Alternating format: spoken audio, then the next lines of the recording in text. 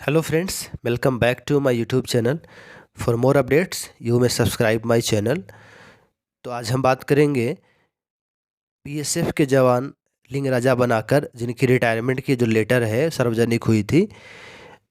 तो ये जो है मिस्टर बनाकर जो है एनपीएस में ज्वाइन किए थे। तो एनपीएस में इनकी जो है रिटायरमेंट के बाद कितनी पेंशन मिल रही है, ये सारी चीज़ें हम लोग डिस्कस करेंगे। और एनपीएस से कितना बेहतर ओपीएस है, इसकी हम लोग कंपैरिजन इस वीडियोस में करेंगे। आपको पता है कि अभी एनपीएस ओपीएस के जो बीच का यूपीएस जो सरकार ने इजाद किया है कि आप एनपीएस से यूपीएस में स्विच कर सकते हैं। तो हम लोग एक एक चीज़ को देखेंगे कि क्या सच में ये हितकारी है यूपीएस या फिर एक छलावा है। सबसे पहले देखते हैं मिस्टर बनाकर की जो लेटर है उसके बारे में बात करेंगे।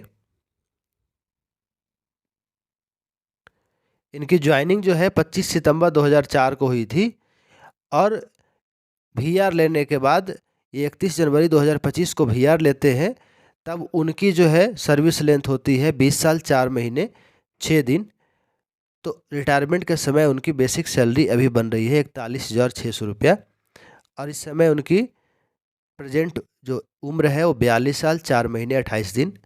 आपको पता है कि यूपीएस में सुपर एनुएशन के पहले अगर आप वीआर लेते हैं, 25 साल से पहले अगर आप वीआर लेते हैं तो आपको जो पेंशन मिलेगा, पेंशन के लिए आपको 60 साल या 58 साल जो आपके सुपर एनुएशन की अवधि है उस समय तक आपको वेट करना पड़ेगा। अभी हम इनकी लेटर्स के बारे में बात करेंगे। इनकी जो पेंशन बन रही है एनपीएस में वो 13,100 रुपये बन रही है।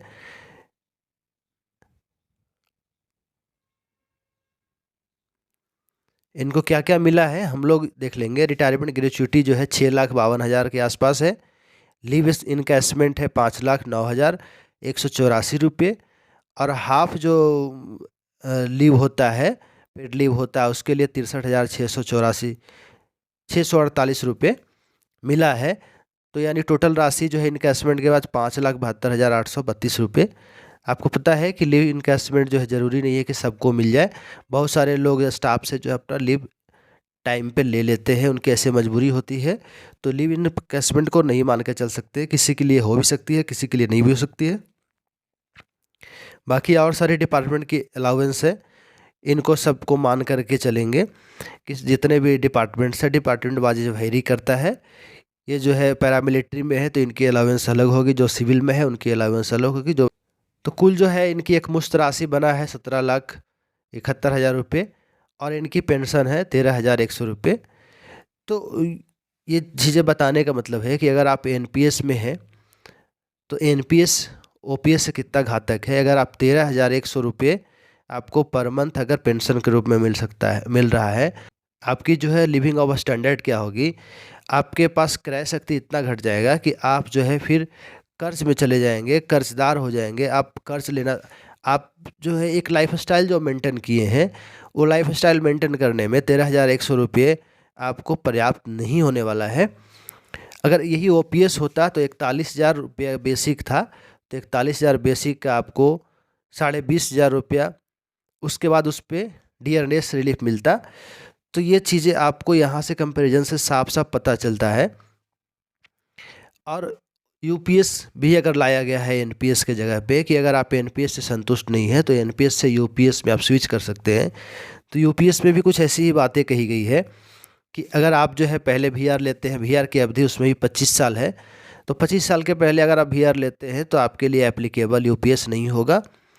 और अगर उसमें पार्शियल जो है आप विड्रावल करते हैं तो आपको जो है पेंशन की राशि उसके अनुसार प्रोपोर्शनेट मिलेगी। तो आप जब एनपीएस में है तो एनपीएस आपको पता है कि मार्केट लिंक्ड पेंशन है।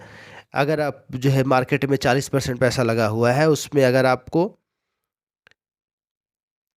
सरकार को हो रही है तो आपको उस अनुसार पेंशन मिलेगा।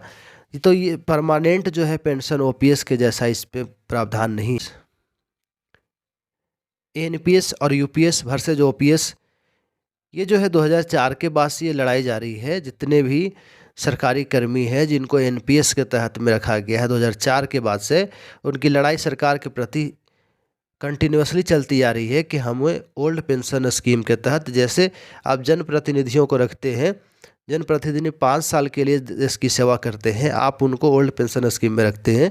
लेकिन यहीं पर अगर सरकारी कर्मी 20 साल 40 साल तक की अगर सर्विस आपको देते हैं, पूरी ज़िंदगी आपको सरकार को दे देते हैं, तब उनकी जो है पेंशन नहीं दी जाती है और पेंशन की जगह पे एक झुनझुना थमा दिया जाता है। तो आप जो है इस पे अपनी कमेंट दीजिए। आपको अगर ओपीएस के समर्थन में है तो आप हैशटैग ओपीएस देना ना भूलें।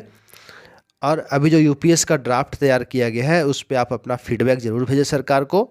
उसकी जो है ईमेल आईडी दिया गया है, उस ईमेल आईडी पे ज़रूर फीडबैक पॉइंट वाइज करके भेजें। आज के लिए इतना ही, मिलते हैं अगले वीडियो में, तब तक के लिए अपना ख्याल रखिएगा। Thank you.